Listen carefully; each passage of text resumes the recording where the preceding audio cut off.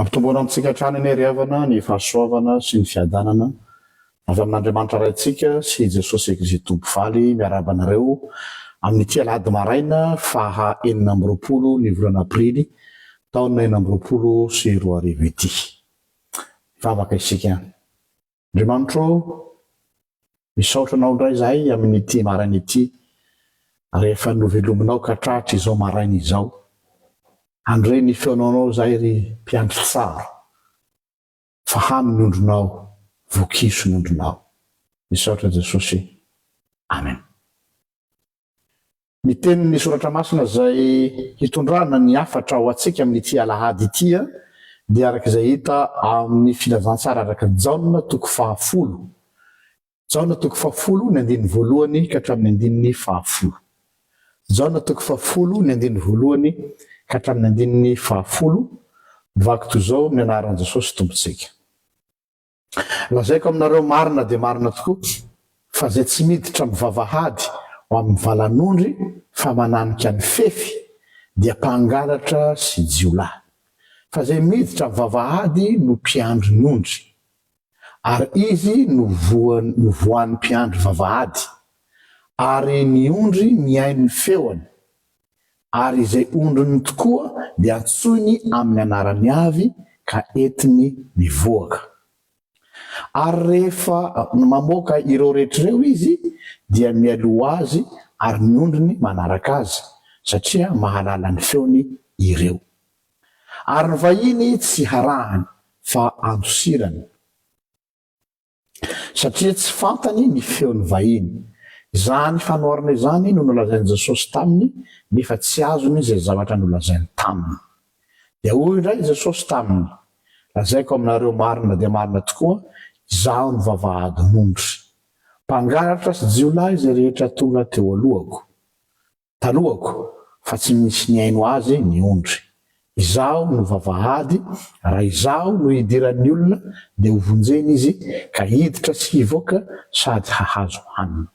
Ny mpangalatra tsy avy raha tsy hangalatra sy hamono sy handringana, izaho kosa manana fiainana sady hananany be dia be. Amen. Ho anao voazova manaraka dia ao amin'ny Jaona toko 10 ny andiny voalohany ka hatramin'ny andiny 10 ny tekstantsika. Efa betsaka ihany ny toriteny rentsika ny amin'izany Jesosy mpiandry tsara izany. Ary tena fantatritsika loatra zao teksta izao, dia mety ho alaim-panahy ihany hoe mbola misy zavatra hotenenina ankoatran'izay efa voalazan'ny olona ve. Kanefa izay moa no mahasoratra masina ny soratra masina dia tsy zavatra tsy miaina sanatria na zavatra toy ny misoratra ao anatina marbre ka tsy mihetsika intsony, fa ny soratra masina dia velomin'ny tenin'Andriamanitra. Tsindraiko ny soratra masina velomin'ny tenin'Andriamanitra ary tsy voafatotra ao anatina teny sy voambolana ny tenin'Andriamanitra, fa ny tenin'Andriamanitra no mahatonga ny soratra ho manan-kery sy miaina zany. Ka dia zao dia manakambara amintsika mandrakariva izany soratra masina izany. Noho izany amin'ity androany ity ny iopanina ny saiko nitondrana ny fanazavana dia miainga avy amin'ilay andininy 10. Averiko, izy no vohan'ny ary izy no vohan'ny mpiandry ny vavahady, ary ny ondry mihaino feony, ary izay ondriny tokoa dia antsoiny amin'ny anarany avy ka entiny mivoaka. Ilay mpiandry tsara dia miantso ny ondriny amin'ny anarany avy. Io no nanaitra ary miainga avy eo nitondrantsika ny toriteny amin'izao maraina izao. Eto ilay miteny hoe izaho no mpiandry tsara no manome anarana ny ondriny tsirairay. Zany hoe reo ondry raha ny fanoharana izy zany hoe ny mpiandry tsara dia manana anarana zay omen'ny ondriny ka hifankalalana izy sy ilay mpiandry ondry. Araka ny fantatsika dia ny titre na ny filazana hoe mpiandry tsara dia entina ilazana an'Andriamanitra ihany koa ao amin'ny testameta taloha Ray manontolo. noho zany raha miteny zany Jesosy hoe zany mpiandry tsara dia milaza ny tenany ho Andriamanitra izy ary Andriamanitra manao fanekena amin'ny olony ka rehefa nanao fanekena amin'ny olony izy dia nanome anarana ho an'ny olony. Zereo tsara ao misoratra maso na ray manontolo manomboka ao amin'ny testamenta taloha ka hatraty amin'ny testamenta vaovao dia toetra an'Andriamanitra mihitsy eo a manome anarana ho an'ny mpanompony izay anaovany fanekena ka le anarana dia manambara hoe izy no tompony. Ianao zao raha manome anarana zavatra anankiray dia fanananao io ary anananao fahefana ary misy fifandraisana lalina eo aminareo. Raha jerentsika manao jery todika vetivety ny baibolina manontoditsika dia inona zavatra tsikaritrsika ny amin'izay fomba fanaon'Andriamanitra zay. Fomba an'Andriamanitra mihitsy ny manome anarana ny olony tahaka ny hoe mpiandry ondry manome anarana ny ondriny. Ao amin'ny testamenta taloha zao a i Abrahama dia nosoloan'Andriamanitra hoe Abrahama ny anarana Genesis 12:10. I Sarai dia nosoloana hoe Saraha izy nanolo azy i Jakoba dia nataony hoe Israely. Tadinareo rehefa niady tamin'Andriamanitra izy dia hoe tsy atao hoe Jakoba intsony anao fa atao hoe Israely satria niady tamin'Andriamanitra ka nandresy. I Saoly aty amin'ny testamenta vaovao novana ho Paoly. I Petera novana ho Kefasy sy ny sisa sy ny sisa. Zany hoe raha jerena amin'ireo tantara maromaro reo zany dia inona ny zavatra azo lazaina hoe Andriamanitra rehefa manao fanekena amin'ny olony ao amin'ny testamenta taloha sy ny testamenta vaovao dia omeny anarana vaovao izany olony izany. Zany hoe omeny identité vaovao, fiziana vaovao ka ino no mamatotra ilay fanekena omen'Andriamanitra azy. Zany hoe ny fanekena ataon'Andriamanitra amin'ny olony dia tsy fanekena ambava fotsiny ihany fa ohatrany hoe atao signature misy cachet dia iny cachet iny a manamarina ilay anarana zay nomen'Andriamanitra azy. Dikan'izay maneho ny engagement an'Andriamanitra. Andriamanitra mihitsy zany no s'engager. Ohatrany hoe ianao zao raha miteraka dia omenao anarana ny zanakao. Ny fanomezanao anarana ny zanakao tsy midika fotsiny hoe atao hoe zao ny anarana ity fa mitondra ny anaranao iny zaza iny ary misy roy mampifamatotra anareo ary ianao dia mamato tena ny s'engager mandra-pikepin'ny masonao hiahy sy hikarakara io zaza io. Zay ny dikany. Zay ny dikany hoe manome anarana Andriamanitra ny olony.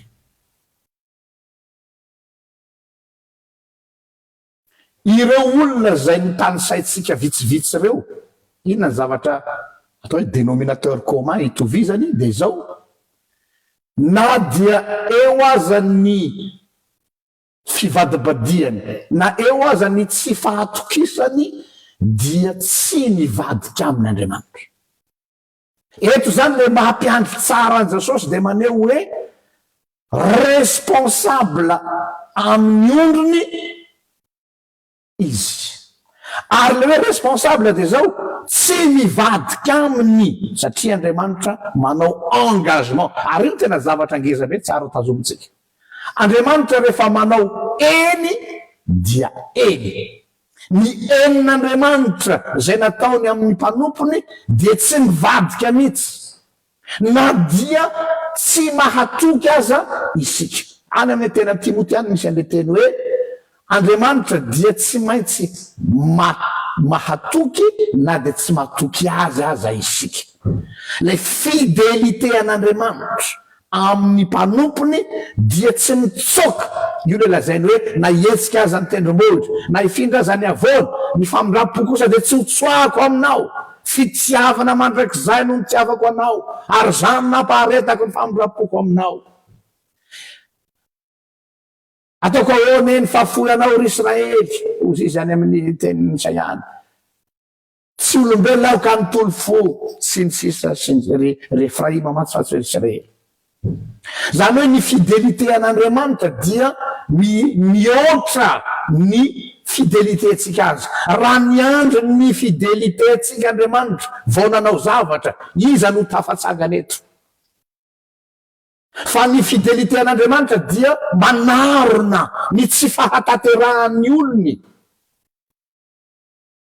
Ary dia izay foana no ilazanay eto amin'ity pejy ity, tsy manasa trary mbola veriko hoe tsy isika mihitsy ene no mahazona an'Andriamanitra e, fa izy no mihazona antsika. Izay no mampiandry tsara azy. Natoinona ny hafanapontsika ireo tsy mahazona an'Andriamanitra zany tsika. Nanao fanekena daholo tsika, handalo devoly sy nasany rehetra ve eny tompoko, hanaraka azy ve eny tompoko, fa fantatr'Andriamanitra tsara fa ny valeurany enitsika dia tsy fiable, tsy azo itokisana ny enitsika, fa soa fa io enitsika io dia mirafitra eo ambonin'ny enin'Andriamanitra, le oui de Dieu. Un oui de béton. Raha izay nazo ilazantsika azy. Noho zany Andriamanitra tsy manantena zavatra firy amin'ny olona zany. Andriamanitra tsy miandry ninninona avy amintsika zany, satria fantany hoe iza isika. Fantany fa vovoka isika, dikan'izany olona miserana, olona mandalo, olona mora miova. Tanareo ny vovoka ilay kosy finina ety ambony amin'ny tany iny, vao mandalo ny rivotra dia mielina. Tahaka ny akoho, fantatr'Andriamanitra tsara, na dia mafana foaritsika amin'ny fanompona azy. Fantatr'Andriamanitra tsara, fa na dia milokaloka azy itsika ny hotian'Andriamanitra sy hanompo azy. Fantany tsara fa tsy azo antoka isika. Na dia manao voady aza, na dia manao engagement aza, na dia manao fianianana aza, fantatr'Andriamanitra fa ny fianianantsika dia tsy misy valeur. Kanefa, zay ny vaovao mahafaly, ny Andriamanitsika dia Andriamanitra tsy manorona ny engagementny eo ambonin'ny engagementsika. Fa ny famadika amin'izay ny engagementsika dia ahorintsika eo ambonin'ny Andriamanitra mianina amin'ny tenany.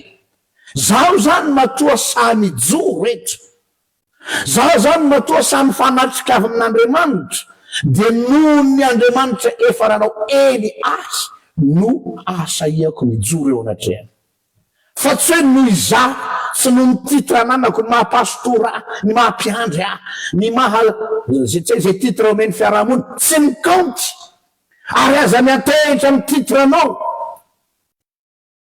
aza mirehareha am'izay voninahitra omeny olona anao eo anivon'ny fiarahamonina na eo anivon'ny fiangonana, fa eo anivon'ny olona zany no mirentirety, eo anivon'ny fiarahamonina zany no ohatrany hoe toa zavatra.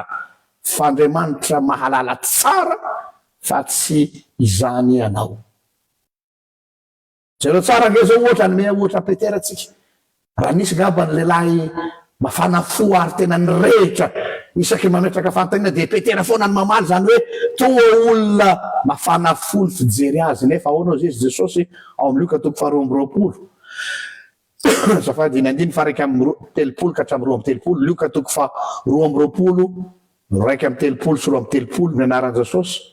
Ary ny tompo, ry Simona, indro Satana efa nilofo nitady anareo ho kororontony vary, nefa izaho nangataka ho anao mba tsy ho levona ny finoanao, ary rehefa mibebaka ianao dia ampaherezo ireo rahalahinao.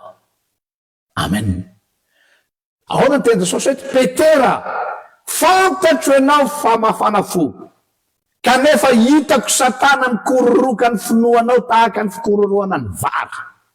Izany hoe tsy ho amelany io ianao ratsy voany kanefa zao ny garanti omeko anao Petera. Zao tsara, Jesosy indray no manome garanti any Petera, fa tsy Petera no manome garanti any Jesosy hoe efa nivavaka ho anao aho mba tsy ho levona ny finoanao.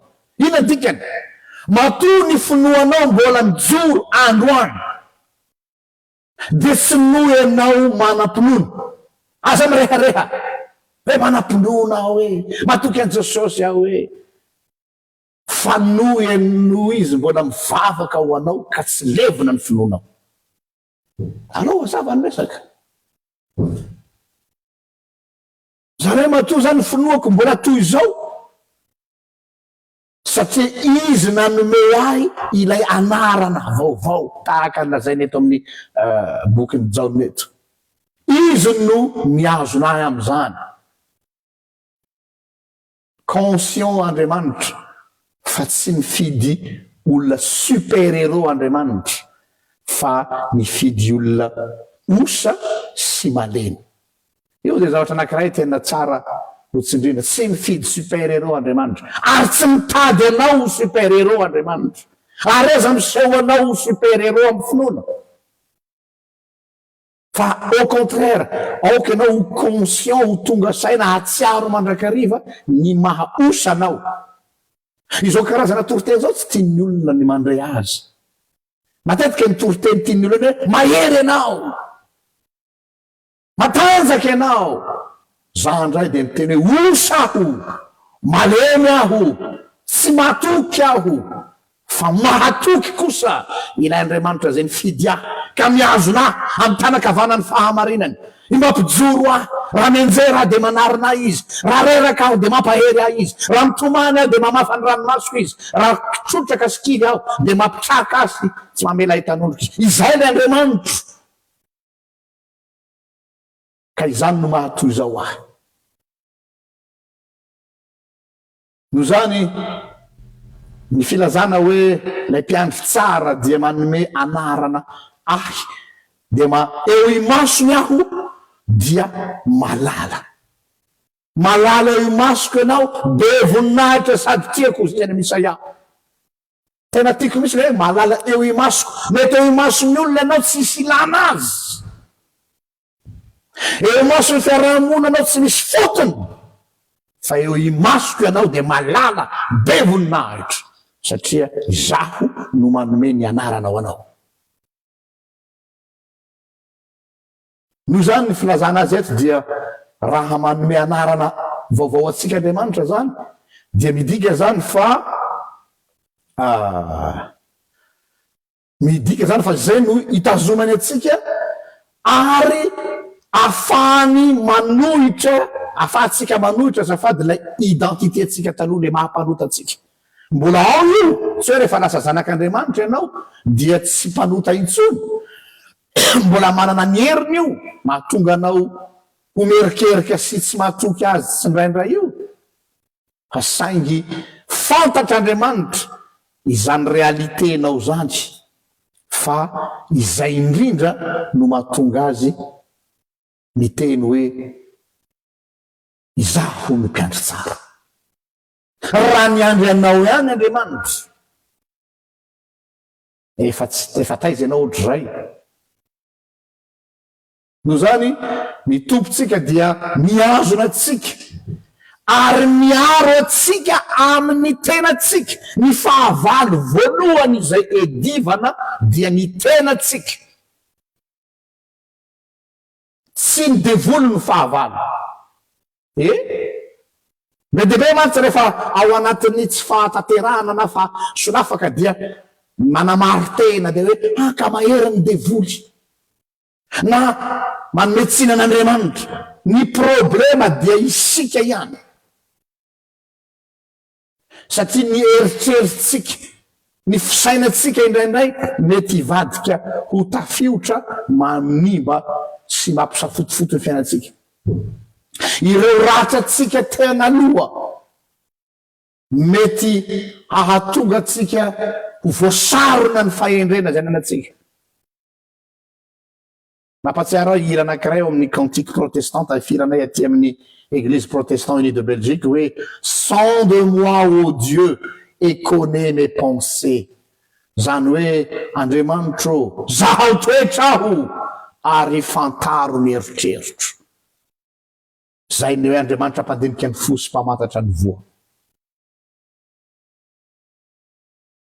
Am'izao andro zao raha matsikaritra nareo inona ny message voizin'ny fiarahamonina sy zao tontolo zao, ary indraindray aza tady ho tafiditra any amin'ny fitorinan'ny tenin'Andriamanitra any am-piangonana de hoe aoka ianao hatoky tena, devenir pleinement soi-même. Comment devenir la meilleure version de soi? Zany no évangile vaovao. Fa zaho tompoko dia tsako no miteny eto na ho faly isika na ho tezitra izao, tsy azo antoka ianao, tsy azo ianteherana ny engagement anao, satria ny engagement anao dia tahaka anao ihany vovoka, éphémère, contradictoire, circonstanciel. Zany toetratsika olombelona. Fazadino ary ity ny fahavalo tena sarotra idivana indrindra dia ny izahoko, le ego. Io aneny mampikorotana fiarahamonina io aneny mampikorotana ny olombelona, ny ego any diso ngeza loatra, tsy hoe égoïsme fa le ego, la izaho, le moi, la maladie orgueilleuse incurable ozy izy ny fitenenana azy. Ary io izaho io na le moi io dia fetsy ary subtile. Tadidio ny tenin'Andriamanitra tamin'ny Kaina rehefa lotika ny fony ka nahita ny tiralahany, de jereo nge zany afatr'Andriamanitra tamin'ny Kaina, maninona ianao no manao an'io? Hitan'Andriamanitra mihitsy la hoe miharatsia-panany. Genesis toko faefatra ny andininy fahafito ny anaran'i Jesosy. Ary Jehovah tamin'ny Kaina, nahoana no tezitra ianao ary nahoana no manjombona ny tarehinao? Raha tsara toetra ianao moa tsy ho miramirana va, fa raha tsy tsara toetra kosa ianao de mamitsaka eo ambaravarana ny ota, ary ianao no kendreny faniriany kanefa ianao no tokony hanapaka azy. Raha tsara toetra ianao, misehoanao tsara toetra, fa fantatro ianao zy Andriamanitra, fa mamitsaka eo ambaravarany fonao ny ota. Hafako tsy fanaratsiny zany, tsy fampietreny zany, fa constat. L'être humain est complexe. L'être humain est dangereux. Ary indraindray aza ny olombelona de mahavita ratsy navitra no midevoly no io ego an'io. Io ego io dia monstre mamitsaka ao amin'ny Genesis toko faefatra andininy fahafito de hoe tahaka ny otanao izy de mamitsaka eo ambaravarana. Le terme mamitsaka voambolana fampiasa amin'ny liona sy ireo prédateur. Tanao le mamitsaka miandry fotsiny hoe vo mandalo lay proie de tonga de miaratsy ny olombelona, ratsy fanahy ny olombelona, ary tsisy afabela am'izany tsika. Fantatro fa toroteny tsy tianao hoenona ty androany ity, tsy toroteny manasoaso atsika olombelona, fa mampibaribary hoe iza marina isika, kanefa ary eo ny mahagaga sy mahatalanjona. Ny fitiavan'Andriamanitra de zao hoe ombeko anarana vaovao ianao, zay le hoe mahazanak'Andriamanitra, satria raha ny identité anao ihany, raha ny mahampanotanao ihany, de tsisy azo antenaina ianao ary tsy azo antoka.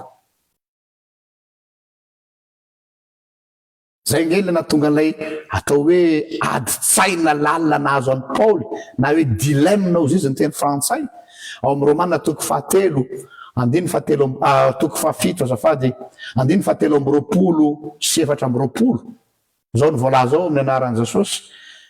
Nefa mahita lalana hafa amin'ny momba ny tenako aho, lalàna hafa momba ny tenako aho zafady, miady amin'ny lalàny saiko, miady amin'ny lalàny saiko, zany hoe tena combat mihitsy zany teneny Paoly zany, ka mambabo ahy ho amin'ny lalàny miota izay ao amin'ny momba ny tenako. Indrisy olo mahantra aho, izy anao nafaka amin'ny tena ty fahafatesana ity. Misaotra Jesosy, misaotra an'Andriamanitra aho amin'ny lalàn'i Jesosy Kristy tompontsika, ko raha ny amiko dia mankatolo lalàn'Andriamanitra amin'ny saiko aho fa ny amin'ny lalàny miota kosa amin'ny nofoko. Paoly manaiky hoe indrisy olo mahantra aho. Rehefa tonga amin'izay stady zay ny olona manaiky fa olona ratsy izy, mpanota izy, mahantra izy, miantso vonjeo an'i Jesosy izy hoe indrisy izy anao nafaka, dia izay no atao hoe le début de la guérison. Rehefa ny olona no resy lahatra ny amin'ny tsy fahatanterahana ary manaiky ny maha ratsy azy, satria mantsy amin'izay fotoana izay le ego potika, raha tsy rava sy mongomongo ny ego, tsy afaka ny hahatsapa sy handray ny fitiavan'Andriamanitra ny olona. Io ego io no monstre plus que le monstre de Loch Ness. Io ego io no monstre mihoatra noho ny devoly, ary io no tsy maintsy ravana aloha. Inona ny fandravana azy? Dia ny fiekenao, ny maharatsy anao, ny mahatsinitsinina anao. Dia rehefa zay dia mila manaiky le famonjena zay ho tolotra anao, tahaka le ray mpianakaviana hoe mino aho vonjeo aho afaka amin'ny tsy finoako. Engania tsy homenatra isika hiaiky ny mahampanota-tsika.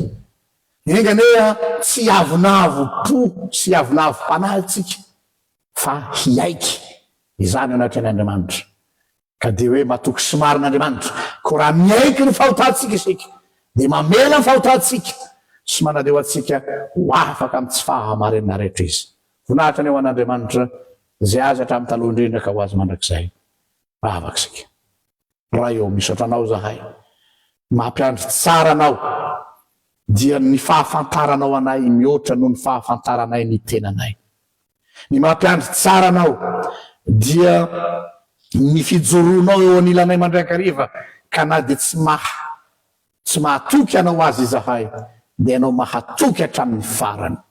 Isaotra Jesosy eo, midera ny laza ny voninahitra ho anao reriany, zay anao hatramin'ny taloha indrindra ka ho anao mandrakizay. Amen. Rahatro atsika rehetra tompoko, ary mirary alahady finaritra ho atsika menakavy. Mame fotoananao raha sitrapon'Andriamanitra amin'ny herin'ny toy izao indray. Tena matoko.